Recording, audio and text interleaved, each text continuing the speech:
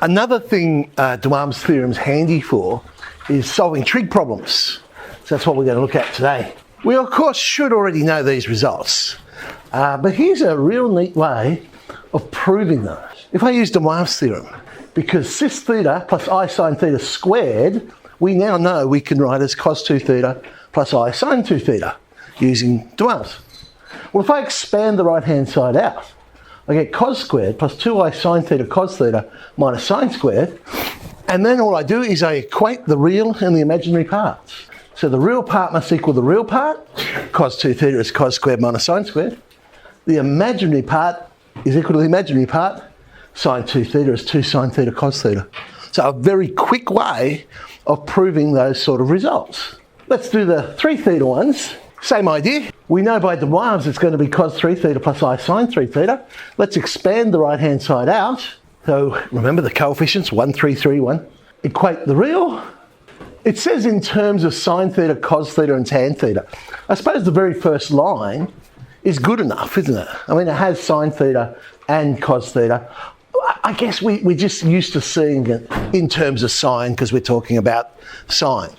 So substitute in your 1 minus sine squared and you get the sine 3 theta result. Okay, imaginary equals imaginary. Same idea. That probably would be good enough for an answer. But let's put it in terms of cos. 4 cos cubed theta minus 3 cos theta. They're probably going to say something like, show that this is equal to this, so you know how far you have to go.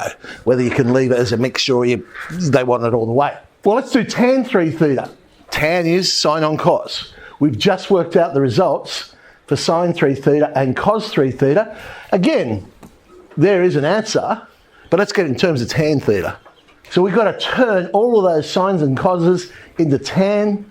We end up dividing by the highest power for cos, because that will end up getting a whole heap of sine on coses. So the highest power and all that's 3. So I'll divide everything by cos cubed, and we get, all right, on the top of the fraction, 3 sine theta on cos theta, well that's going to be tan. Sine cubed on cos cubed, that's going to be tan cubed. Then on the bottom, cos cubed on cos cubed, well that's 1.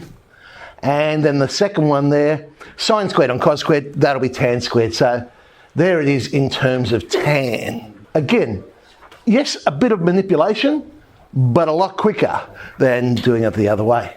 Show that x equals cos of pi on 9 is a solution to this equation. Well, I'm going to attempt to solve it, but I'm going to do it in a really strange way. 8x cubed minus 6x minus 1 equals 0. I've factorised, but I haven't included the minus 1 in my factorisation. 2 lots of 4x cubed minus 3x. Why? Why do that? Because we just proved a result for cos 3 theta. If I let x equal cos theta, then that equation becomes 4 cos cubed theta minus 3 cos theta. That was the result we just proved for cos 3 theta. So I can simplify this down to just a nice simple trig equation. Cos 3 theta equals a half. All right, it's 3 theta, so we're going around the circle 3 times. We'll get pi on 3, 5 pi on 3, 7 pi on 3. Well, hang on, why did I stop there? If I'm going around 3 times, surely I would have got 6 answers because there's going to be 2 every time you go around once. I stopped at 3. The reason is I'm solving a cubic. I know there's only going to be 3 answers. Divide everything by 3. I get pi on 9, 5 pi on 9, 7 pi on 9. I've probably done even more than they wanted because they simply said show that cos pi on 9 is a solution. Well, it is, but I found the other 2 as well. It's another one of these ones where we go consecutive solutions. So I went pi on 3, 5 pi on 3, 7 pi on 3, stop there, I've got 3. Unique is important though, because if the equation has a double root, then I want one that will give me the same answer. If it doesn't, this one doesn't have a double root. So for this, there are no double roots. So I want 3 consecutive unique solutions for theta.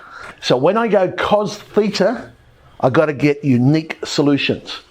The cos of pi on 9 is different to the cos of 5 pi on 9, is different to the cos of 7 pi on 9. So they are unique solutions. I'm fine there. So yes, cos pi on 9 is a solution. Now they want us to work this expression out. And that's why it was kind of handy finding the other solutions. Cos of pi on 9 times the cos of 2 pi on 9 times the cos of 5 pi on 9. Well, we just found that cos of pi on 9, 5 pi on 9, and 7 pi on 9 are the roots of this equation.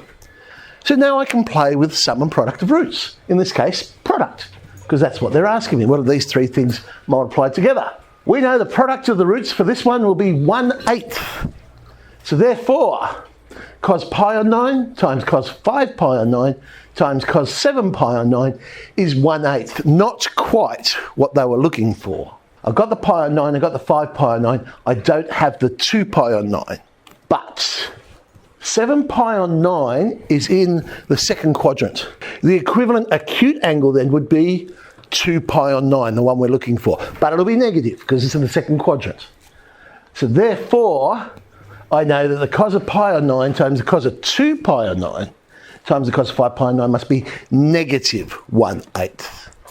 If z is cos theta plus I sine theta, we want to find the z to the power of n plus 1 on z to the power of n, and also z to the power of n minus 1 on z to the power of n.